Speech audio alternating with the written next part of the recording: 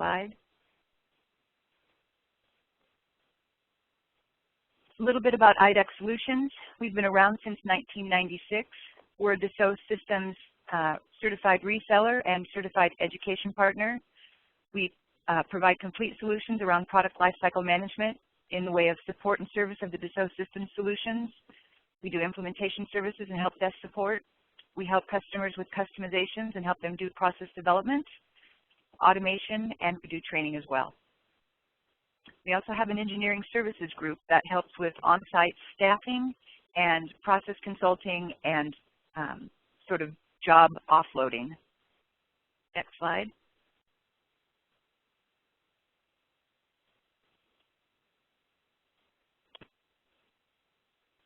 The next slide is my agenda. Yeah, which we can't see yet. Well, that's because I was going to go through it, but if you would like to.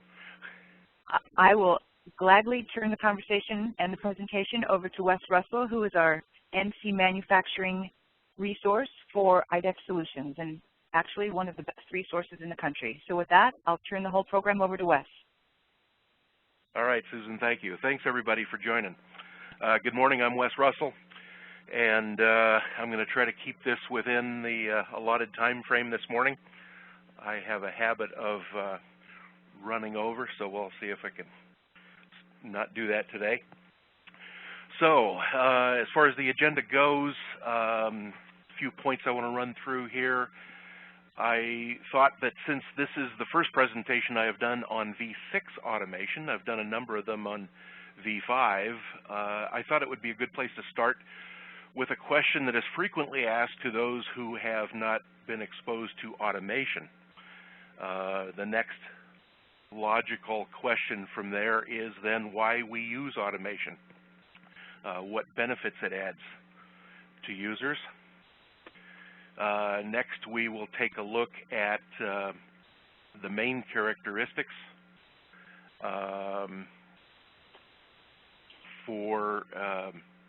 which are new in V6 as that's compared with V5. And then we will discuss the supported languages that are available in V6.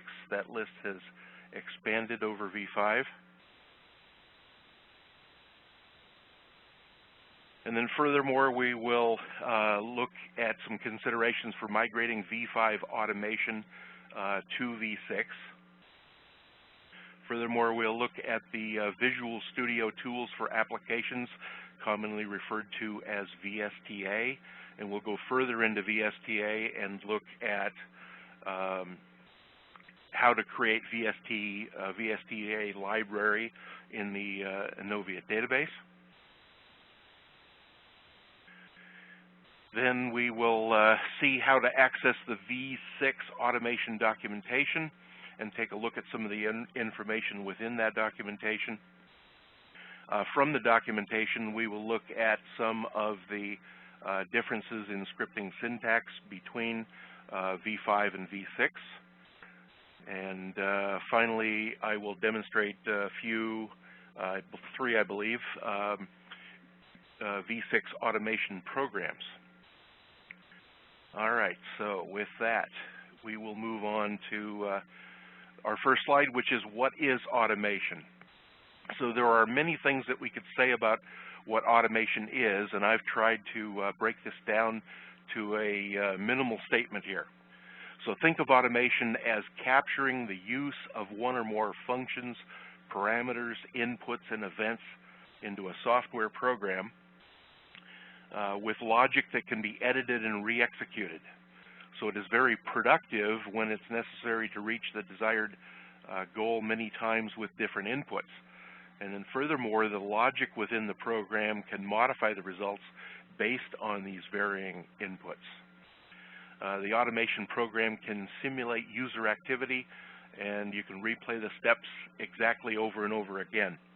So basically, we get down to the point where we simply click run to perform that task repetitively.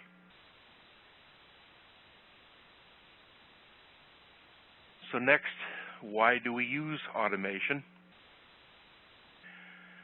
Within CATIA, there are a variety of ways to capture know-how. Some of those tools available in the simplest form, parameters and formulas, can be used for some cases, and they're available in every workbench. Power copies add additional functionality to capture know-how. Additional knowledgeware tools capabilities can be added, however, these require additional licenses. So in terms of automation, it's available in nearly all the products within the DS suite of products, and it doesn't require additional licenses for the automation functionality. That being said, however, we need to note that the products containing the functions being accessed by automation are required.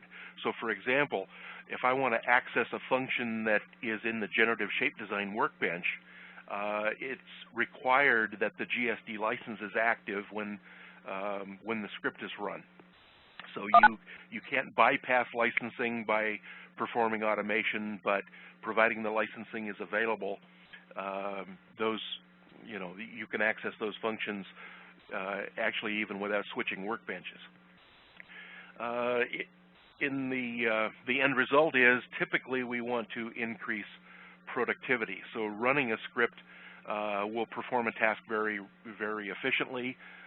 They run far more quickly than a user can access the same functionality.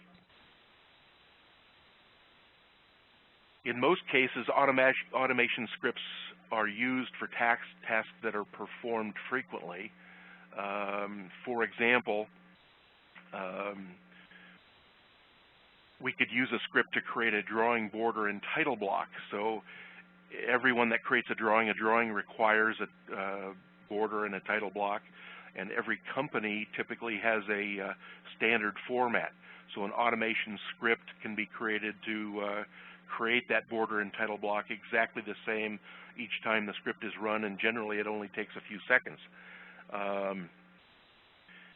Matter of fact, that's such a common task. There's a few scripts that are delivered with CATIA for that task, although nobody runs the default scripts from Dassault. However, you can read through those scripts and customize them to your own purposes.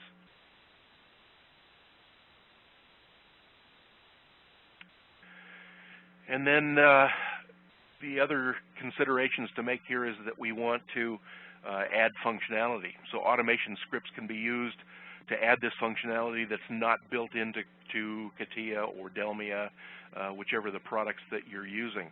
One example of this that I've seen many times is the ability to read data from an external file. The file could be a spreadsheet or it could be a data file. Maybe it's output points generated from a coordinate measuring machine. Most scripts developed for this functionality not only read the data, but also create geometry from the results.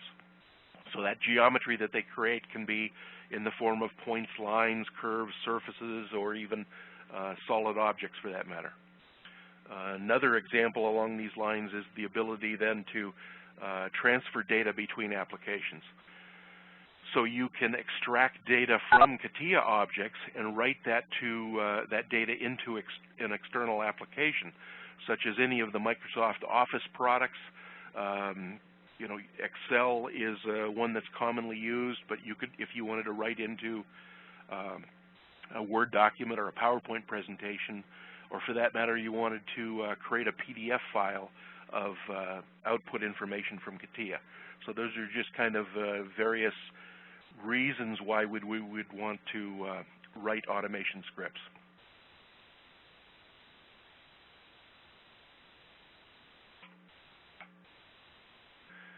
Okay, then moving on, we're going to take a look at what's new in the V6 automation. So the main change that hopefully everybody realizes at this point is that within V5, our data model was document-centric, and V6 now replaces that document-centric model which relied on files in the operating system, with a product representation model relying on a database, and it uses a client-server architecture. So we use the Inovia database, and all of our data we access and read it from the database, or when we're after we've modified things, we write them back into the database, and that includes the automation programs. They once created, they exist inside of Inovia as well, and we access them from there. So documents and files, again, are replaced with product references and instances in the V6 scenario. There's query capabilities and save capabilities where we're accessing the database when we perform queries, and save operations are from the user interface standpoint, are called propagation or propagate. And then, as Dassault termed it, which is where I got this text, that there's an entity relation-based data model that reduces storage size. And so far, I haven't found how to really find the size of the data within the database. However, I know if I export data to 3D XML, if I want to move that data between systems, those files are actually quite small, surprisingly small, compared to the size of the data files that we used within V5.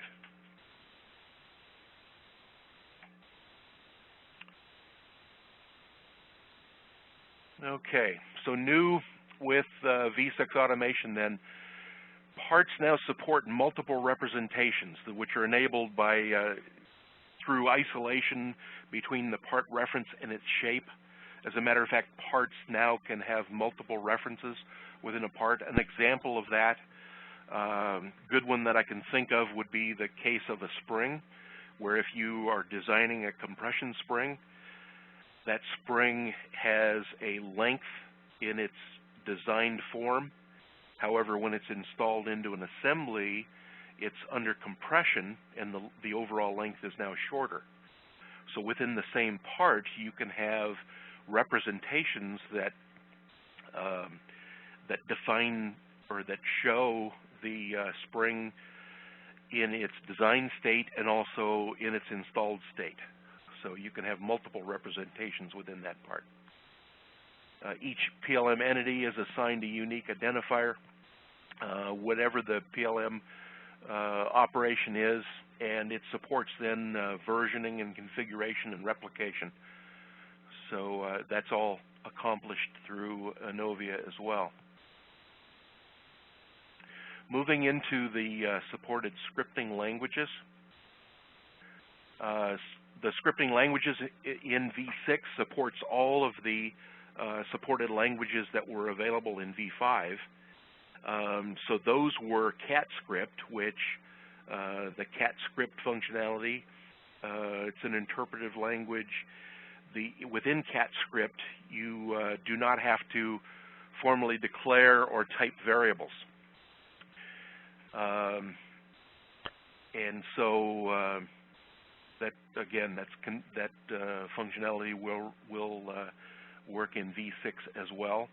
Then there's, or actually the script, CatScript, by the way, is typed variables, whereas I got those two inverted here. So the Visual Basic Scripting Editor is the one that where you do not need to declare or don't declare any variables in order to use them.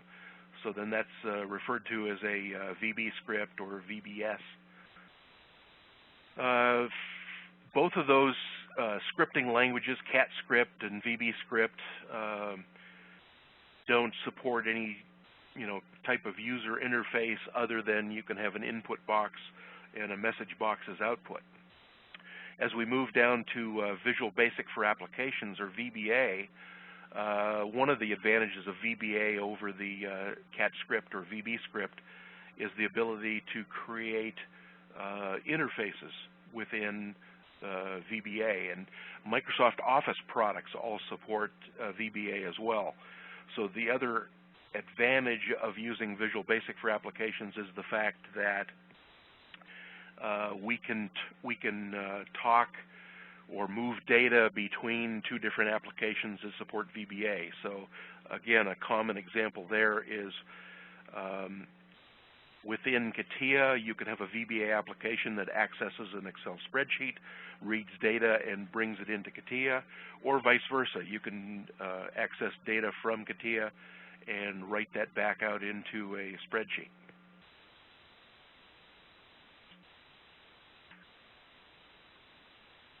Then new to V6 is the Visual Studio Tools for Applications, or we refer to that as VSTA. VSTA, again, is new in V6. VSTA supports both VB.NET and C# languages. So both of those languages are available in Microsoft Visual Studio. C# is a new one in terms of support by CATIA. I have used VB.NET in CATIA V5 for some time. It allows you to develop more complex user interfaces than you can with VBA. There's more tools available in that regard. We're going to then look further at the VSTA tools here in a minute. So then migrating V5 macros into V6. As was the case in V5, before you create macros, or in this case even migrate macros from V5 to V6, you need to come up with a minimal understanding of the concepts of V6, the architecture, and the objects that you're going to access in V6 and V6 products. So that was pretty much the same case within V5. If you didn't understand how to create those objects interactively, it was very difficult then to automate that task.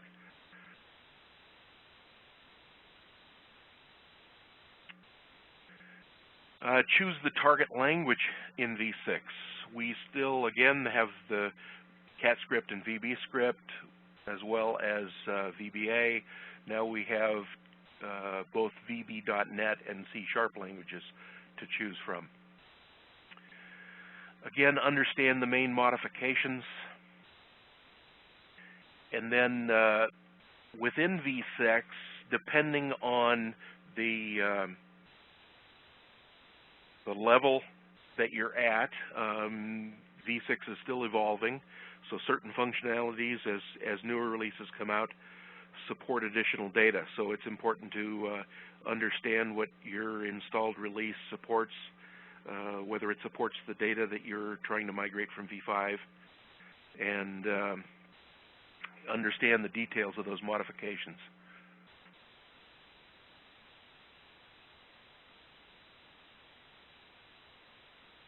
In the V6 documentation, Dassault refers to V6 macros persistency, but basically what that means is that since the macros now are not in files, but they're accessed through the database, to make those macros persistent or available to all of the client users, the macros, again, have to be saved and accessed from the database, so you have to create libraries to store the macro data in the PLM server database. V6 macros, in a lot of cases, you would create a V6 macro for each V5 macro that you want to migrate, and you can then export the macro data from V5 and import that into the macro in V6. V6 macros cannot support saved macros which are saved in representations. By the way, representations is a V6 terminology, but what it means there is in V5 we had the ability to save macros inside of part documents. That's no longer the case within V6. So if you're migrating V5 macros into V6, which were saved inside of part documents, you first need to export them from the V5 document and then create the V6 macro and import them into a macro which then will exist on the database.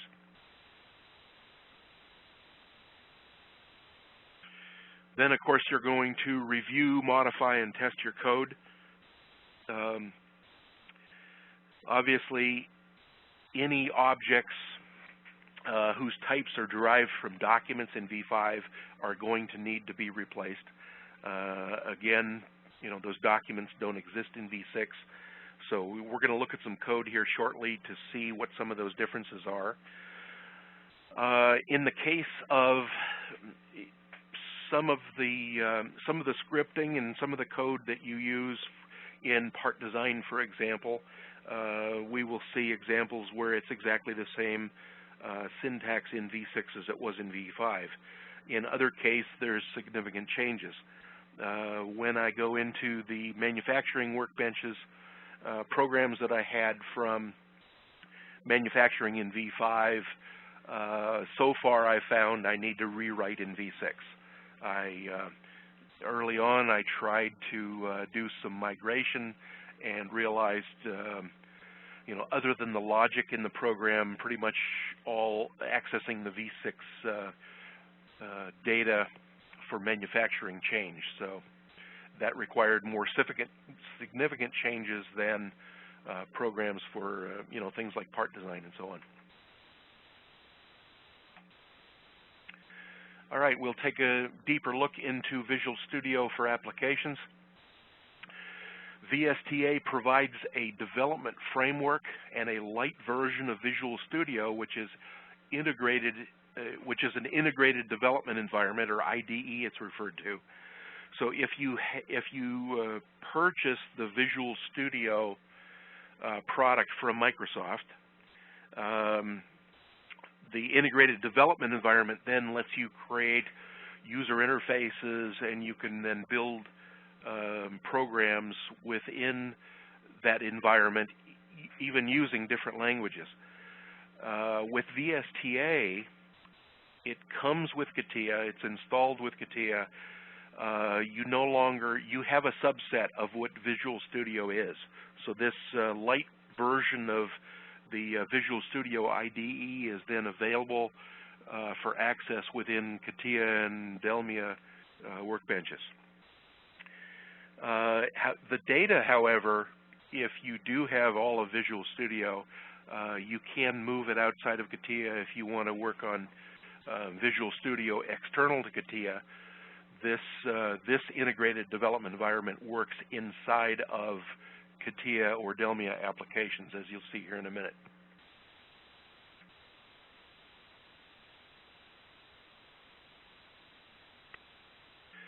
VSTA also provides .NET access capabilities, whereas VBA is limited to COM objects. COM was the Common Object Model.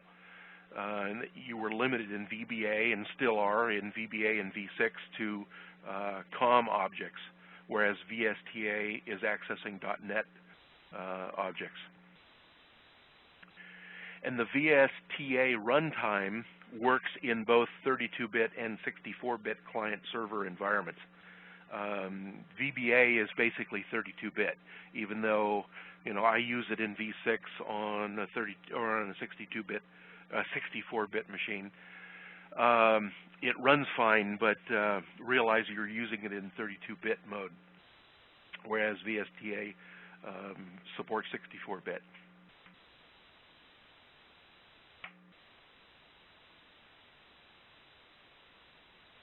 VSTA also provides a more powerful customization tool set than VBA or CatScript or VBScript.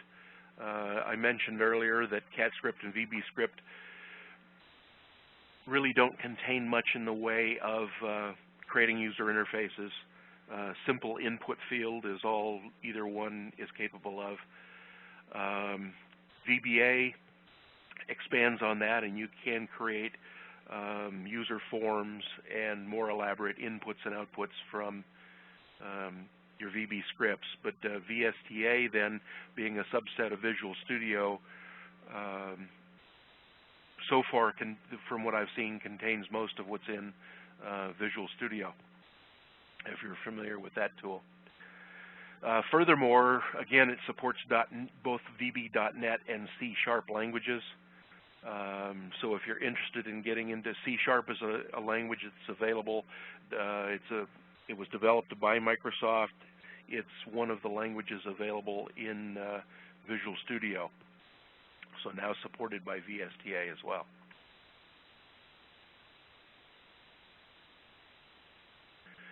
All right, a couple of slides here on the process you would go through to create a new VSTA library. They call them libraries. We call them libraries in V5 for VBA. This is similar. So in this case, again, it's almost identical to how we accessed macros in V5 from the Tools pull-down menu. You'll select Tools, Macro, and Macros. You'll notice here that there's a hotkey to get to that functionality, which is Alt plus F8 to get into the macros panel. You actually can use Alt plus F12 and go straight into the VSTA or Visual Studio Tools for Applications functionality as well. But I'm going to use the standard macros functionality to create a macro library for VSTA. So then once in the macros dialog box, you can select the macro libraries button.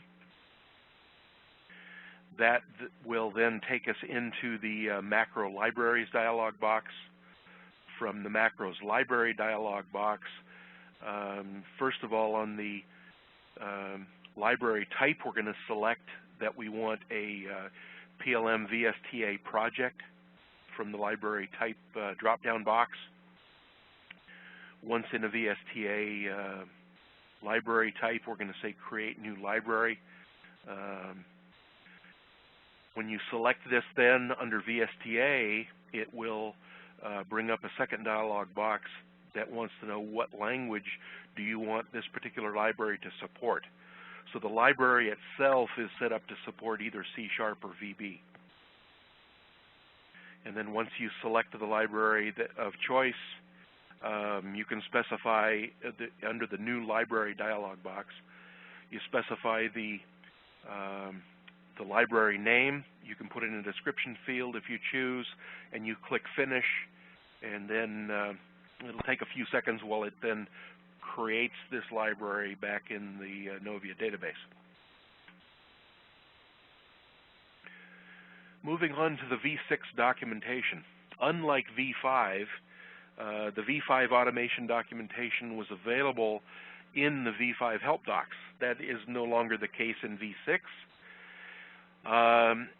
So you need to browse down into where your client is installed on your client machine and to access the documentation for automation. So in the default location on the 64-bit machine, whatever path you use down under Program Files and Dassault Systems, and then the release level. So this B212 would be for the 2012X release of V6. And then since it was 64-bit, we still use Intel A for 32-bit and Win_B64 for 64-bit machines under the code bin directory.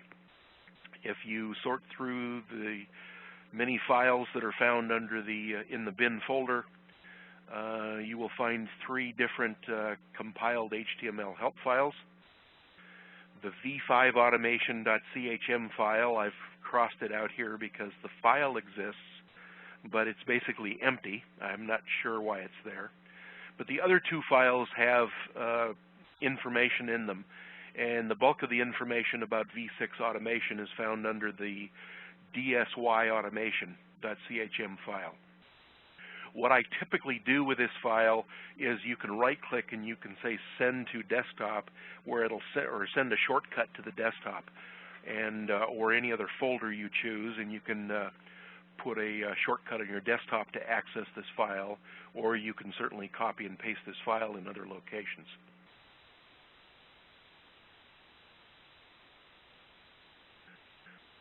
Once you double click on that file, it opens it up, and you'll see a structure, portion of the structure here we're taking a look at. So we have a list of contents. You can also do searches within the help document and browse through here. So we're going to take a quick look at some of the foundation objects. There's a bunch of foundation objects model maps. There's maps of various groupings of objects and so on we'll look at on the next page. So a few things I wanted to point out. Again, this gets back to the point I mentioned earlier about the fact that documents now don't exist inside of V6. Here under application, we notice we have editors and an editor.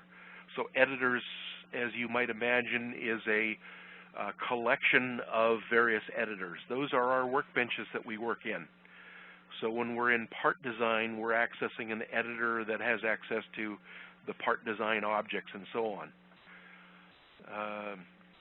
On the right-hand side of this map, you'll notice that we have service, and we have a number of different services that are available. So where in V5 we would have had a document, or from the documents collection, we want to do documents.open or documents.save. In the case of accessing the database, we're going to use a particular service. So if we're creating a new part object, for example, we would use the PLM new service. If we're opening up an existing object, we would use the PLM open service. And of course, propagate is to save that data back to the database. So there's a number of services that we have access to, that we need to access to both read and write the that have the access from the database to get to that data. Some of the other objects that we will see here are the same as in V5. And of course, these are color-coded to show, same as it was under the V5 automation documentation. The colors themselves have changed, but the light blue or cyan color here for objects themselves, the abstract objects that we see in the pinker shade, and yellow objects for collections. So looking down into the documentation, these are examples I extracted right out of the documentation, so you have an idea, first of all, of the syntax, but second of all, there is some valuable information within the documentation.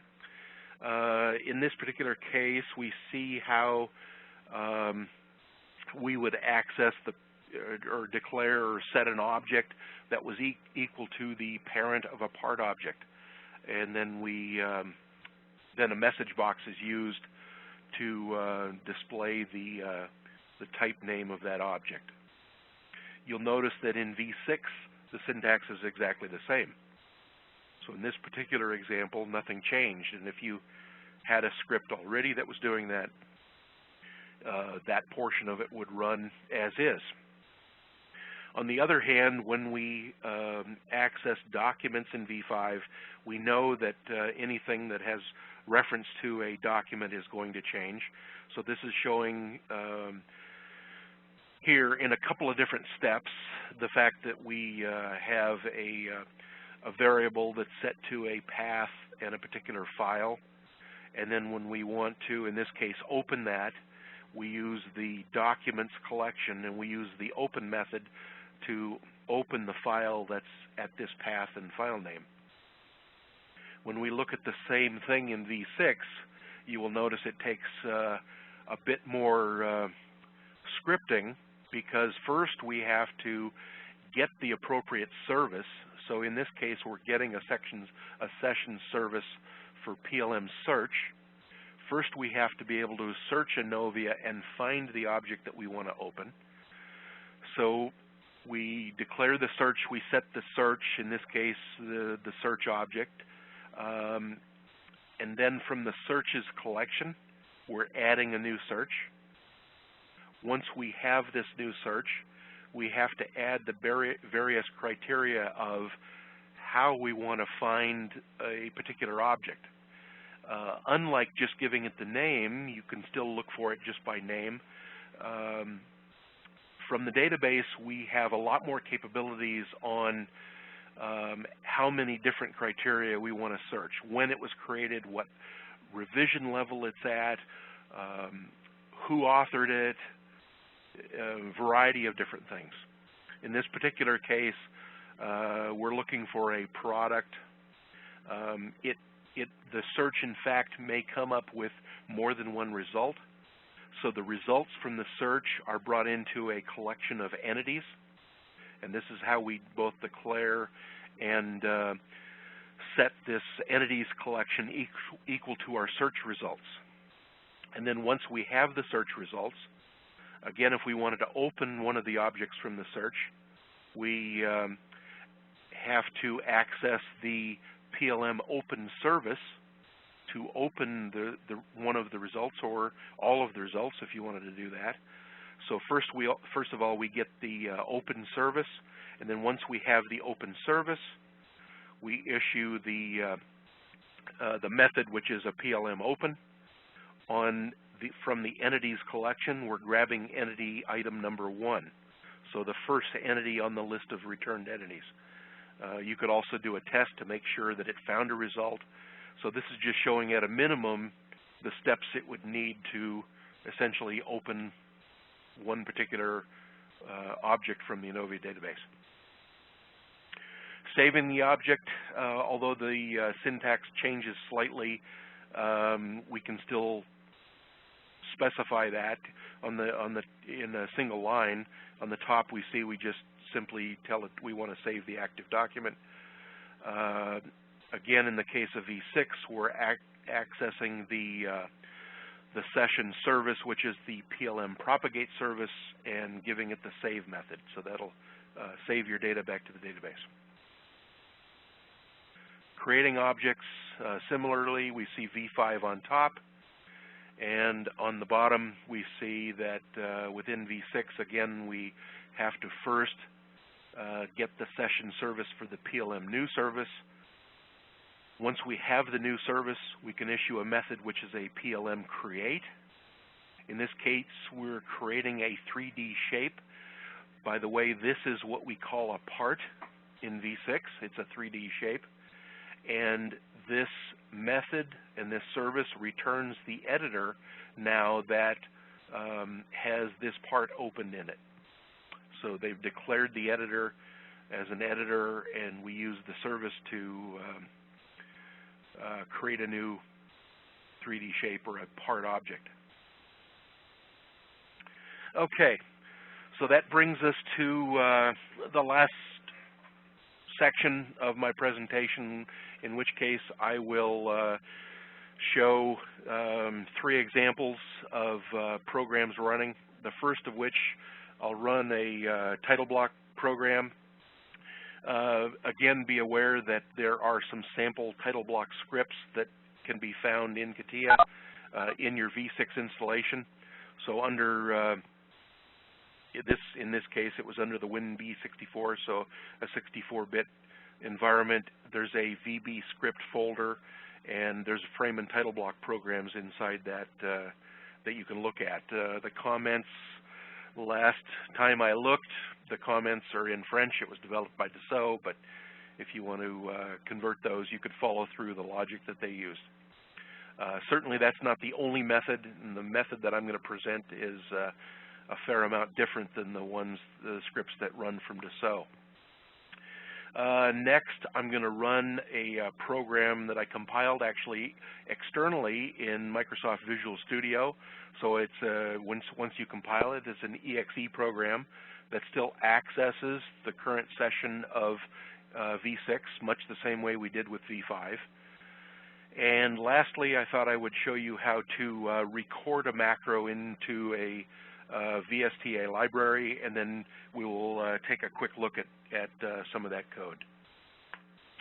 Okay, with that, I'm going to, let's say, open up my V6 session.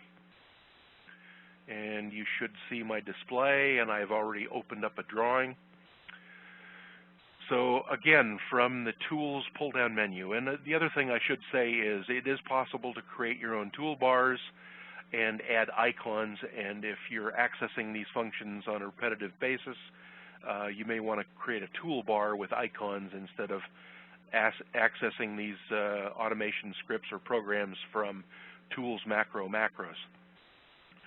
So the first one that I want to run is a VBA project in V6, and I'm going to run this script. So it's a matter of, since I'm already have your settings, by the way, remember what macro libraries you use, and you can have several on the list.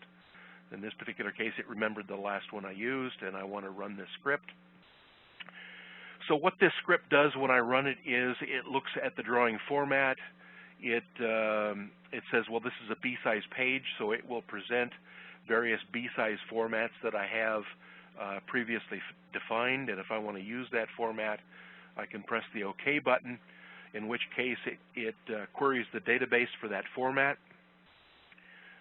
So it'll read that format, and then it also reads data not only from the drawing format and the drawing itself, but it accesses data that what's within the, this happened to be an assembly, so it reads data from the assembly, and then it presents that data into this page, in which case I can make modifications to this. So from the data that it read, I can make these whatever changes I want to in the text itself. And once I say OK here, it will then open up the background of this drawing, and it'll place this title block drawing and frame and title block in the background. So just like you would interactively, but obviously it does it quite quickly. And then the data that we accessed, you'll notice the part number and the title. In this particular case, it was coming out of the assembly itself, and then other data comes from the drawing, and other data I can modify within the interface in the script. All right, so that's one example. Let's see, next I'm going to close this. So you'll notice here where in V5 we had a start menu, we have PLM access, and I can simply close this data. I don't want to propagate it. There's the model data for that particular part. Let's just close that as well. And I'm going to perform a search. So now I'm going to look for some NC data. So it's a PPR context is what we call process objects within V6. And I want to look for one that begins with MFG, and you can put asterisks in there to do a wildcard search. And I want to open up this this object.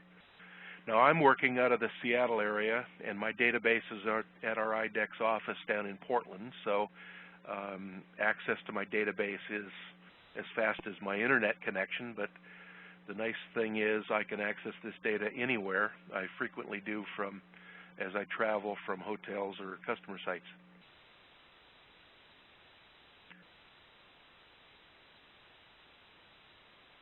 Okay. And this data opened up, so it's an existing NC program. If you recognize the part, it's a part that's in the training materials. And so we have a number of different machining operations and tool changes, tool descriptions, and so on. So I want to run a script that, again, is an executable. And it was a program that I used as a training example in V5 for accessing the manufacturing objects.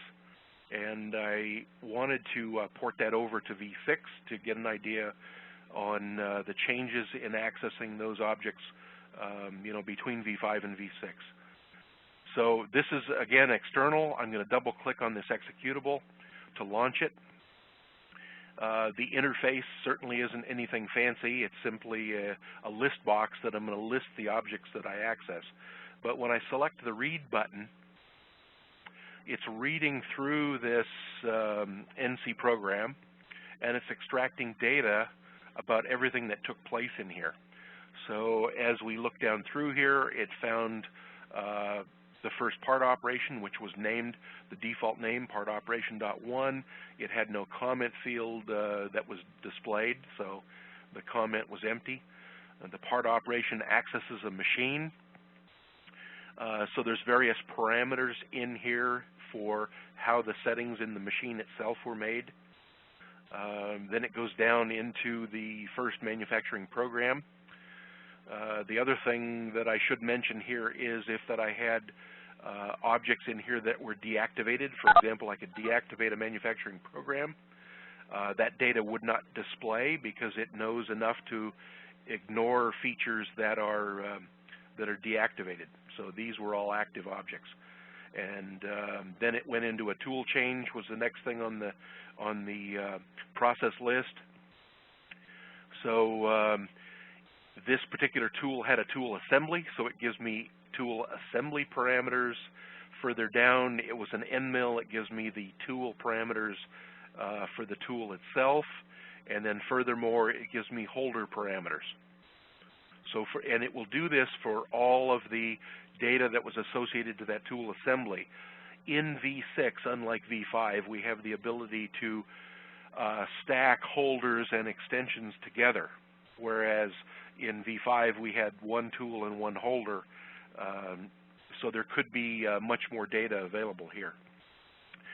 Then it goes through each of the operations themselves. This roughing operation was active, so the activity shows up as being true. If it were false, it would then skip the rest of the data because that activity had been deactivated. So we can look at all the parameters that generated the tool path and so on. So I won't spend a lot of time with this, but the main result of the exercise is that I realized that other than the logic within my program in how to loop through part operations and how to loop through manufacturing programs and machining operations and so forth, all of the syntax for accessing the objects in V6 has changed in manufacturing. I don't know if that's a result of now that manufacturing falls under the Delmia brand versus CATIA or not, but I do know that the program changed significantly. Okay, and then we'll go back here into my CATIA session. And my last example that will conclude the presentation is I want to create a new part object. So in this case, I've asked for a new part, and I will leave it as a default name. So that's how we create a new empty part, much the same as we would have in V5. Now I want to go in and create a script, but the script I want to create will be a VSTA project. So I can go into tools, macros, for example, and I can switch from my VBA project and switch to a VSTA project. And with that being active, the VSTA project, if I say start recording, you'll notice it will access the currently active library, which is my VSTA project. This one was set up to record in VB, so it shows me the language that I'm using, and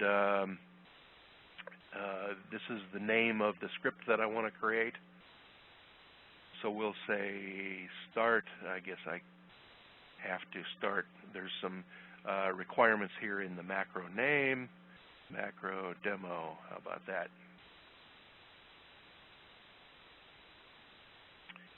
Okay. So then, just like V5, we get a new icon that shows up in a toolbar, which is the stop button. So I'm going to keep this real simple. On the XY plane, I'm going to go in and create a sketch. So the sketcher comes up. Within the sketch, I'm going to simply sketch a rectangle. I will exit the sketch. It is important when you're recording that when you create a sketch, you need to exit the sketch. If you only wanted the sketch recorded, you need to create the sketch and exit the sketcher before you stop recording. In this case, I'm going to go on a couple of more steps.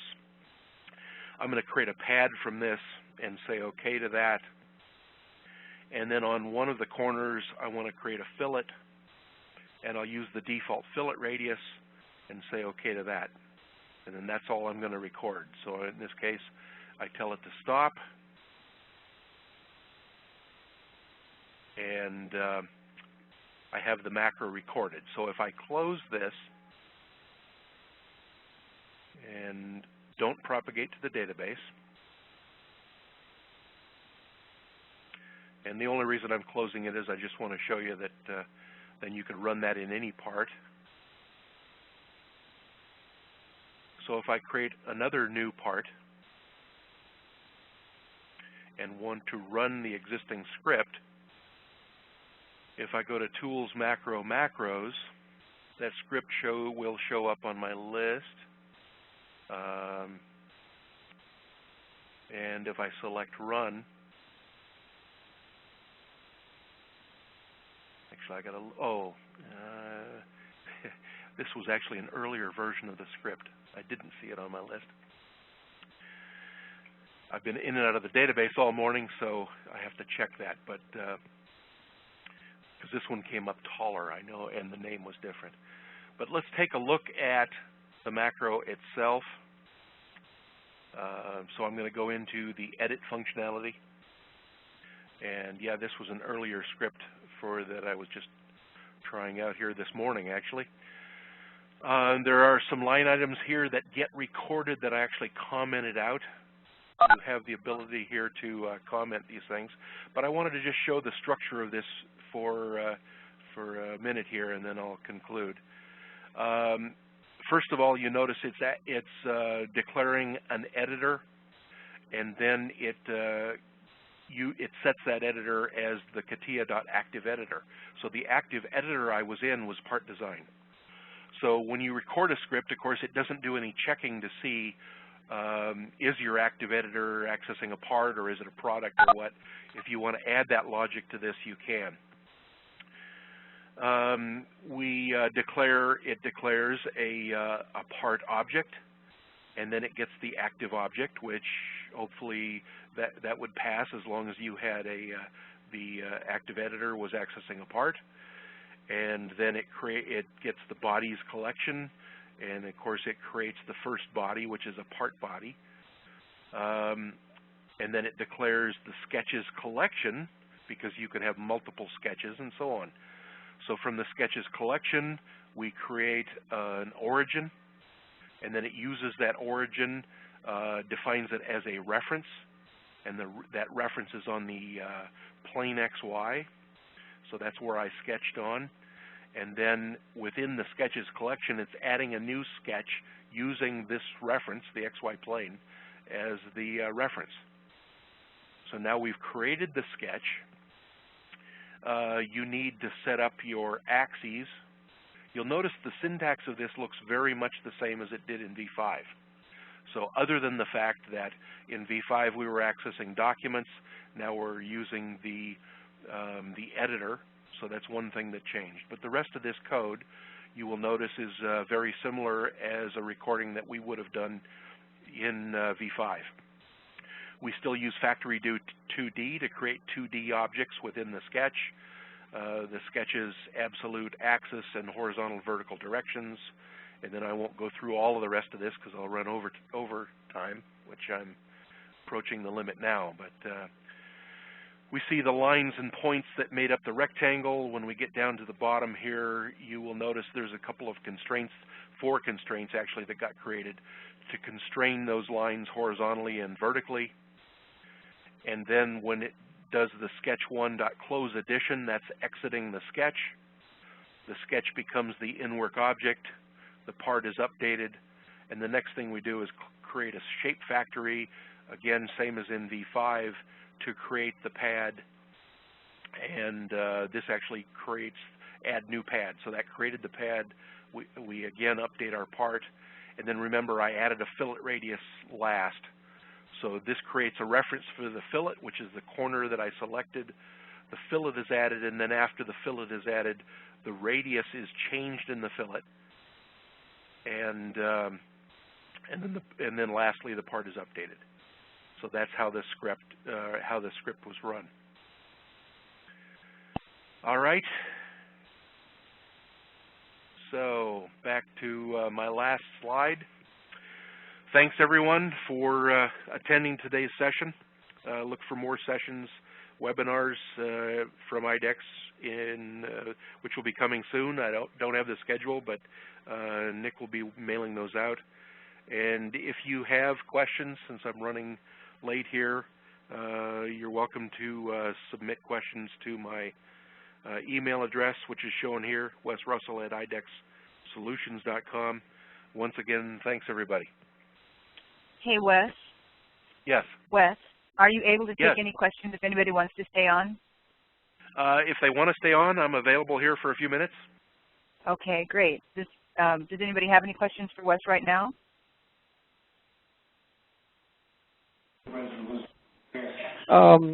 On the computer that we have, the V5, can we have a V6 as well?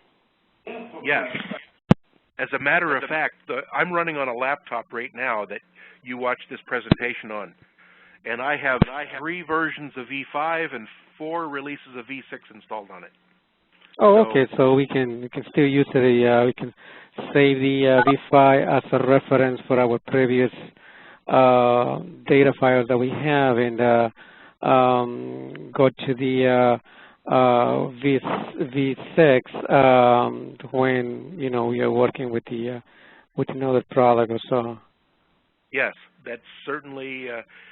I mean, I switch back and forth because obviously we still have a lot of customers on V5 and we have some customers on V6. So, matter of fact, that's one of the reasons why I have so many different releases of both V5 and V6 installed. That in a lot of cases, I need to access the data from the same release the customer is on. Okay, thank you very much. It was a good presentation. I really appreciate that. Thank you. Thank you. Thank you. Does anyone else have questions?